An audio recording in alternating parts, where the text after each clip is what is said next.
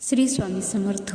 रोज मंदिरात जाणारी एक महिला पुजाऱ्याला म्हणते की आता मी मंदिरात येणार नाही। तिचे कारण असे होते की तिला मंदिराच्या आवारात लोक फोनवर व्यवसायाबद्दल बोलताना, गप्पा मारताना आणि प्रामाणिकपणे पूजेऐवजी जास्त दिखावा करताना दिसले।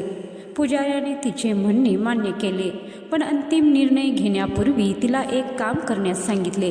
त्यांनी तिला पाण्याने भरलेला एक ग्लास घेऊन मंदिराच्या आवारात 2दा प्रदक्षिणा मारण्यास सांगितले, पण अट अशी होती की पाण्याचा एकही थेंब खाली पडू नये। महिलेने हे काम यशस्वीरित्या पूर्ण केले। काम झाल्यावर पुजाऱ्याने तिला 3 प्रश्न विचारले। तुम्हाला कोणी फोनवर बोलताना दिसले का? तुम्हाला कोणी गप्पा मारताना दिसले का? तुम्हाला कोणी दिखावा करताना दिसले का? महिलेने उत्तर दिले, नाही, मी काहीच पाहिले नाही। पुजाऱ्याने समजावून सांगितले की प्रदक्षिणा करताना तिचे संपूर्ण लक्ष फक्त पाण्याने भरलेल्या ग्लासवर होते, ज्यामुळे पाणी सांडू नये म्हणून तिला बाकीचे काहीच दिसले नाही।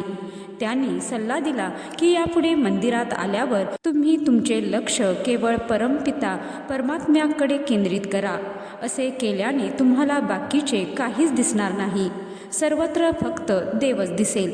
तर मंडळी, या कथेचा बोध हाच की आपण कोणतेही काम करताना त्या गोष्टीवरच पूर्ण लक्ष केंद्रित करावे।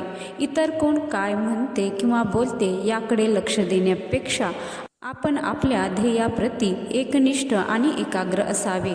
जसा भाव तसा देव, याप्रमाणे आपण आपले काम करत राहावे। हे कायम लक्षात ठेवा। धन्यवाद। जय श्री स्वामी समर्थ।